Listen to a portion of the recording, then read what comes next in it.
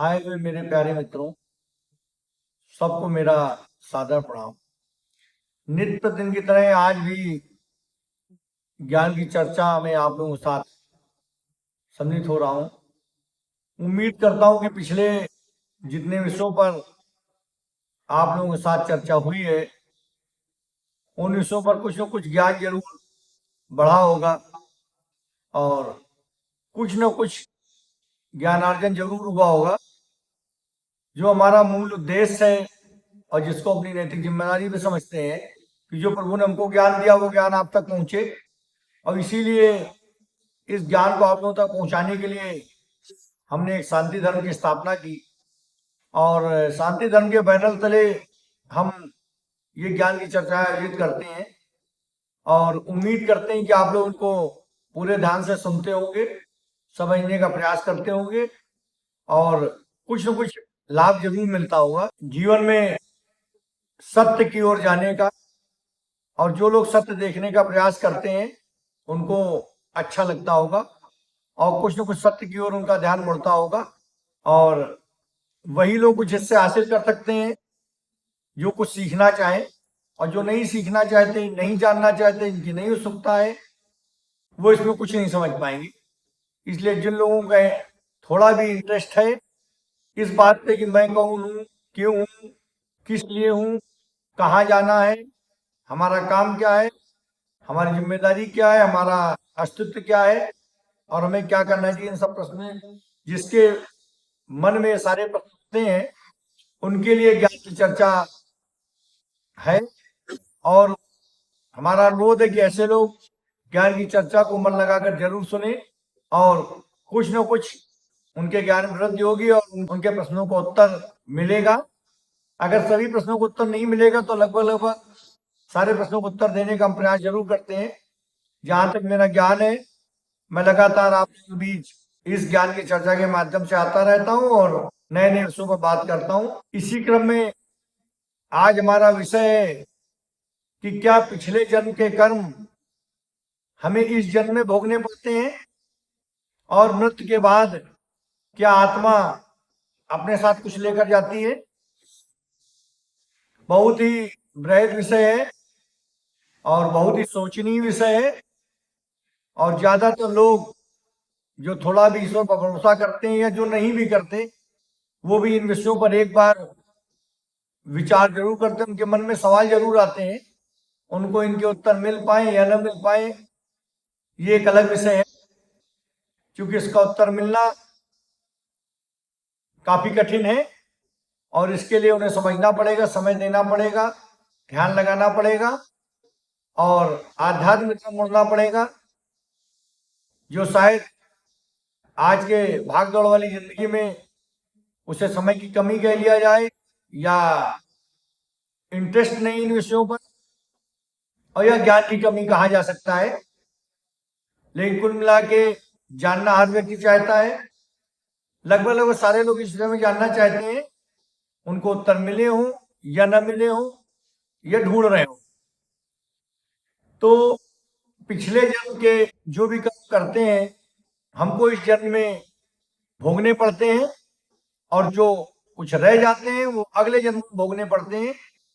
यानी ये जरूर है कि कर्म तब तक हमारा पीछा नहीं छोड़ता जब तक उसका हमें फल नहीं मिल जाता। यानी अगर कोई हमने कर्म किया है अच्छा या बुरा, तो उसका फल जब तक हम प्राप्त नहीं कर लेंगे, फल भोग नहीं लेंगे, तब तक उससे हमारा पीछा नहीं छूटेगा। अगर हमने अच्छे कर्म किए तो फल अच्छा मिलेगा, बुरे कर्म किए तो फल बुरा मिलेगा। लेकिन जैसे भी कर्म किए उनका फल तो हमें भोगना ही पड़ेगा। ऐसा नहीं है कि अगर हमने अपना जीवन समाप्त कर लिया इस डर से कि हमारे साथ अच्छा नहीं हो रहा, हम उस फल को भोग नहीं पा रहे, असहनीय पीड़ा है, असहनीय तकलीफ दे रहा है या हमारी सहन शक्ति जवाब दे गई, तो हमें फल भोगने से कोई बचाव हो जाएगा? बिल्कुल नहीं होगा। अगर हमने किसी तरह अपनी जीवन लीला समाप्त नहीं कर ली तो अगले जन्म में जब हम पैदा होंगे तब उन कर्मों को भोगेंगे। मृत्यु फल से बचने का उपाय नहीं है, एक नई जीवन की शुरुआत है। मृत्यु के बाद एक नया जीवन मिलता है और वो फल उस जीवन को भोगने पड़ते हैं। यानी मृत्यु से हम अपने कर्म फल से भाग नहीं सकते। तो इसको एक उदाहरण समझाने का प्रयास करते हैं। एक गांव में हरि और राधा नाम के पति पत्नी रहते थे। बहुत ही ईमानदार थे और भगवान में विश्वास रखते थे। पूर्ण ईमानदारी से मेहनत से अपना जीवन जीते थे और उनके मन में कोई धन की लालसा नहीं थी और पूर्ण ईमानदारी से जीवन को जीते थे। और वो कहते थे कि धन के पीछे नहीं भागना चाहिए, जो हमारी किस्मत में हमको मिलेगा, हमें सिर्फ कर्म करना चाहिए और लालच नहीं करना चाहिए। धन तो हाथ का मैल है, ये वो लोग कहते थे। और अतिथियों की सेवा करना, समाज सेवा करना, पुण्य कार्य करना, मंदिर जाना, भजन कीर्तन में सम्मिलित होना, गंगा स्नान करना, कीर्तन करना, अच्छे कार्यों में सहयोग देना, ये उनके जीवन का हिस्सा हुआ करता था। लेकिन धीरे धीरे समय गुजरा, उनके अच्छे कर्मों से, अच्छी मेहनत से, कठोर परिश्रम से उनके पास धन आने लगा, सुख सुविधाएं हुई और वो संपन्न होने लगे। लेकिन जब उन पर धन आना शुरू हुआ, वो संपन्न हुए, तो उसके साथ साथ एक बुराई भी उनको मिली, जो अक्सर माया अपने साथ लेकर आती है। लालच, कुछ धन हुआ और धन कमाने की तमन्ना और धनी होने की इच्छा। तो धीरे धीरे हरि और राधा के मन में धन की लालसा बढ़ती गई। अब उनको लगता था कि धन कैसे मिले और धन कैसे कमाया जाए। अब उनका ध्यान समाज सेवा से और उन कार्यों से हटकर जो पहले किया करते थे, धन प्राप्ति वाले कार्यों में लगने लगा। उनके मन में इच्छा जगने लगी। और एक दिन एक संत महात्मा यात्रा में जा रहे थे, तो रास्ते में इनका गांव पड़ा। तो वो इनके घर गए। उन्होंने कहा कि हमें तीर्थ यात्रा के लिए जाना है, कुछ दिन आप क्या विश्राम करना चाहते हैं? तो चूंकि हरि इन कामों में, पुण्य कार्यों में बड़ा सहयोग करता था, उसके मन में फिर से एक बार उसी तरह की इच्छा जगी। उसने कहा, महात्मा आपका आना हमारे लिए सौभाग्य की बात है, आपके चरण पड़े इस घर में, यह हमारे लिए खुशी की बात है। और राधा से कहा कि बढ़िया पूरी पकवान और बढ़िया भोजन, बढ़िया व्यंजन, स्वादिष्ट खाना तैयार करो महात्मा के लिए। तो राधा ने भी खुशी मन से खाना तैयार किया और महात्मा ने खाना खाया। खाना खाने के बाद कुछ धर्म कर्म की बातें हुई, जीवन मृत्यु के विषय में वार्तालाप हुए, आध्यात्म में चर्चा हुई। और इसके बाद बातों बातों में महात्मा ने जिन बताया कि हम अपने जीवन में बहुत हमने धन कमाया और हमारे घर में बहुत धन था। फिर हमें एक दिन लगा कि अब पुण्य कार्य कुछ कर लेनी चाहिए, तो हमने अपना पूरा धन बच्चों को दे दिया, बाकी धन समाज सेवा में लगा दिया और हम अपने घर से निकल पड़े और महात्मा के रूप में अब भगवान भजन में लीन होने जा रहे हैं। तो हरि ने पूछा कि आपने सारा धन दान कर दिया? तो महात्मा ने कहा, अब हमने कोई धन अपने लिए नहीं बचाया, बस ये जो लाठी है जो हम लिए हैं साथ में, जो खोखली है, इसमें कुल 400 स्वर्ण मुद्राएं हैं जो अपने जीवन में हमने अपनी यात्रा के लिए बचा कर रखी हैं। ये 400 स्वर्ण मुद्राएं इसलिए रखी हैं क्योंकि हमारे रास्ते में काम आ सकती हैं, यात्रा में काम आ सकती हैं, और इसीलिए हमने इनको बचा कर रखा है। और ये कहकर महात्मा सोने चले गए। लेकिन जब ये बात हरि और राधा ने सुनी, तो राधा के मन में लालच आया। उसने कहा कि भगवान ने हमारे पास खुद भी धन को भेजा है, इस माया को प्रभु ने हमारे पास भेजा है, ये प्रभु की इच्छा है, तभी तो महात्मा ने हमको बताया कि इसमें 400 स्वर्ण मुद्राएं हैं और ये धन हमारे लिए है, हमारे लिए ही प्रभु ने भेजा, इसको हमें ले लेना चाहिए। तो हरि ने समझाया कि चोरी करना गलत बात है और इस तरह से धन चुराना अशुभ होता है, इसको नहीं चोरी करना चाहिए। लेकिन राधा ने बार बार जब कहा तो हरि के मन में भी लोभ आ गया और उन्होंने आखिरकार उससे उस खोखली लाठी से 400 स्वर्ण मुद्राएं निकाल ली और उसका ढक्कन लाठी का वैसे बंद कर दिया। महात्मा सुबह जगे, उन्होंने हरि और राधा को आशीर्वाद देकर आगे चलने का फैसला किया। हरि और राधा बड़े खुश हुए कि महात्मा चले गए और धन उनको मिल गया, लेकिन हरि के मन में कहीं ना कहीं उसे महसूस जरूर हो रहा था कि हमने गलत किया, ये धन लेना अच्छी बात नहीं है। समय गुजरता गया, महात्मा चले गए और धीरे धीरे हरि और राधा को नींद आना बंद हो गई और वो परेशान रहने लगे। सुखी जीवन उनका खत्म हो गया और धीरे धीरे हरि बीमार रहने लगा और आखिरकार एक दिन हरि की मृत्यु हो गई। अब जब हरि की मृत्यु हो गई और उसकी आत्मा वही अधूरे सबब, वही इच्छाएं, वही भावनाएं लेकर इस संसार से विदा हो गई। जब भी आत्मा जाती है, जो भी उस समय व्यक्ति के संस्कार, आचार, व्यवहार और इच्छाएं जो भी होती हैं वो आत्मा के साथ जाती हैं, उस जीवात्मा के साथ जाती हैं और इन्हीं इच्छाओं की वजह से ही पुनर्जन्म होता है। समय बीतता गया, कुछ समय बाद हरि का जन्म एक बालक के रूप में पुनः हुआ, लेकिन जब वो बालक पैदा हुआ, बड़ा हुआ, तो धीरे धीरे उसके मन में ऐसे व्यवहार रहे जैसे उसका धन कोई छीने ले जा रहा हो और वो परेशान रहने लगा। उसके मन में अंदर से भय रहता था जैसे उसका धन कोई छीन रहा हो, क्योंकि उसके पूर्व जन्म के कर्म इस तरह के थे। वही उसको अगले जन्म में फिर से वही संस्कार, वही आचार व्यवहार सब, जब दोबारा पैदा हुआ आत्मा फिर से आई, फिर वही संस्कार, आचार व्यवहार और सब लेकर आती है। धीरे धीरे वो परेशान रहने लगा।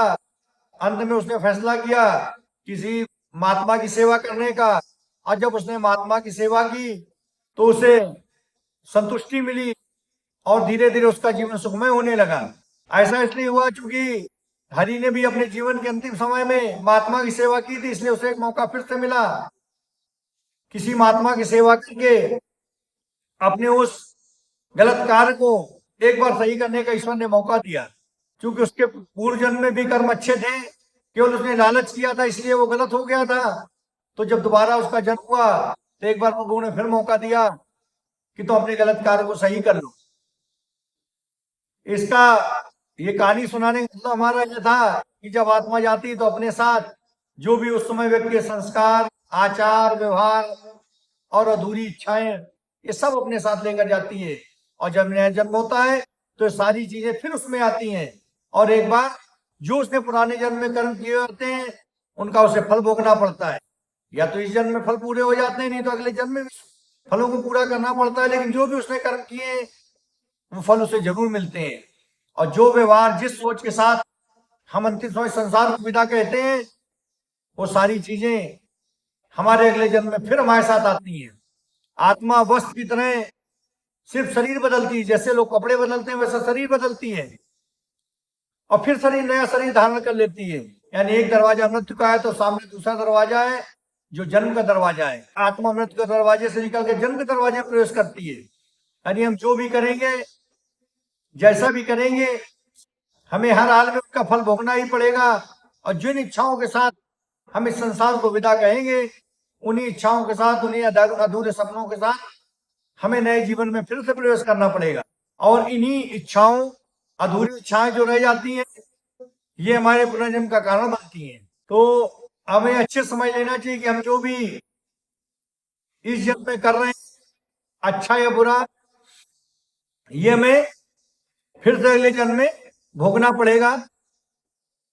तो हमें ऐसे काम करने चाहिए जो हमारी आत्मा कहे ये सही है, उचित है, अच्छे हैं।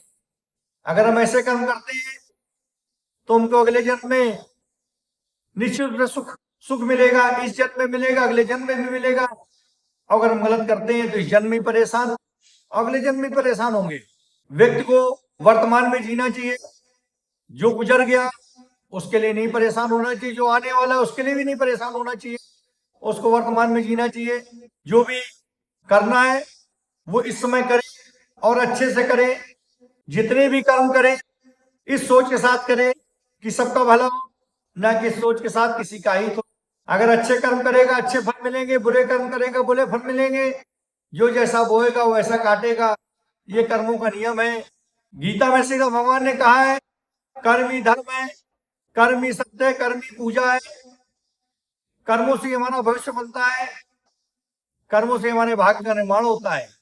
कोई भी कार्य जो पूर्ण आत्मविश्वास से करेंगे, पूर्ण निष्ठा के साथ करेंगे, वो जरूर पूर्ण होगा।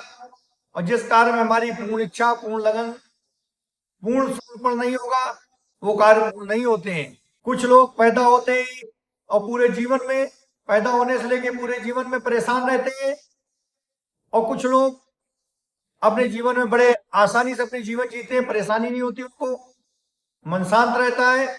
इसका फर्क केवल यही कि जो हम अपने जीवन में करेंगे उसी के अनुसार अगले जीवन में फल मिलेगा। हम लोगों को कर्म करते समय ये ध्यान रखना चाहिए कि हम कौन सा कर्म कर रहे हैं। कर्म बहुत ही सोच विचार का करना चाहिए। हमने पहले भी पिछले विषय में अपने कर्मों के विषय में बात करी थी। निष्काम कर्म, बिना फल की इच्छा के जो कर्म करते हैं निष्काम कर्म होते हैं। निष्काम कर्म से ना हमें पाप मिलता है ना पुण्य मिलता है। हम केवल कर्म करते हैं, फल की इच्छा नहीं करते। फल तो जो प्रभु देना है वही देते हैं, इसमें पाप पुण्य के भागीदार नहीं बनते। हम लोगों को प्रयास करना चाहिए, अगर अपने जीवन को सफल बनाना है, कि हम निष्काम कर्म करें और हर समय अच्छी सोच, अच्छे विचार, अच्छे संस्कार अपने हृदय में रखें। अगर अच्छे विचारों के साथ, अच्छी सोच के साथ, अच्छे संस्कारों के साथ, अच्छे कर्म के साथ इस संसार से हम जाएंगे, क्योंकि संसार से हर व्यक्ति का जाना निश्चित है। जो पैदा हुआ है वो मरेगा जरूर, जो जन्मा है उसकी मृत्यु होगी। तो अगर हम अच्छे कर्म, अच्छे विचार, अच्छे संस्कारों के साथ इस संसार से विदा होंगे तो निश्चित रूप से अगला जन्म भी हमारा सुखमय जाएगा।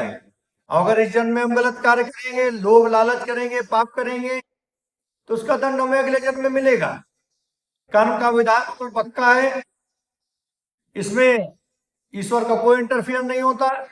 जो हम कर्म करते हैं वही हमें फल मिलता है। ईश्वर सिर्फ साक्षी होते हैं, वो इसमें हस्तक्षेप नहीं करते, किसी के कर्म फल में हस्तक्षेप नहीं करते, वो सिर्फ साक्षी होते हैं। इसलिए हमारे साथ इस जन्म में जो भी हो रहा है इसके जिम्मेदार हम हैं, अपने कर्मों के जिम्मेदार हम हैं। पिछले जन्म जो कर्म किए उसी का फल इस जन्म में पा रहे हैं। तो अपने भाग के लिए जो हमारे कर्मों द्वारा बनता है, ईश्वर को दोष नहीं देना चाहिए। अपने कर्मों में सुधार करो, भगवान को याद करो, क्योंकि कर्मों के आधार पर भाग्य बनता है। तो जो भी कर्म हमने की उसी के आधार भाग्य बनेगा। भाग्य अच्छा हो बुरा, जैसे कर्म थे वैसे ही तो बनेगा, उसके लिए हम कुछ कर नहीं सकते। तो भाग्य को स्वीकार करो और भगवान का सहारा लो, क्योंकि भगवान भावों पर चलते हैं, दयालु होते हैं। तो अगर भाग्य हमारा नहीं भी ठीक है, इसलिए हम ईश्वर को याद करते हैं, तो हमारे जीवन की राह थोड़ी सरल हो जाएगी और कठिन जीवन थोड़ा आसान हो जाएगा। तो हमने जैसे कर्म के फल तो वैसे मिलेगा, भाग्य वैसे ही बनेगा। लेकिन भगवान को याद करके, भाग्य को स्वीकार करके, भगवान को याद करके हम अपने जीवन की राह को सरल कर सकते हैं। तो दोस्तों, आज हमने इस विषय पर बात करी कि पिछले जन्म के कर्म क्या हमें इस जन्म में भोगने पड़ते हैं। तो हमने पहले भी इस विषय पर बात की थी कि आज जीवात्मा अपने साथ, अपने मनमय कोष के साथ मुक्त होती है और अपनी इच्छाएं, अधूरी इच्छाएं, सबब और संस्कार जिस प्राणी के जैसे होते हैं उन्हीं के साथ वो आत्मा मुक्त होती है। अगले जन्म में फिर नए शरीर में प्रवेश करती है और जो हमारे जैसे कर्म होते हैं वैसे अगले जन्म में फल पाते हैं। तो दोस्तों, आज इसी के साथ हमारी ज्ञान की चर्चा यहीं पर समाप्त होती है। अगले दिन एक नए विषय पर आप लोगों के साथ सम्मिलित होंगे इस ज्ञान की चर्चा में। तब तक के लिए नमस्कार। ओम नमः शिवाय। जय।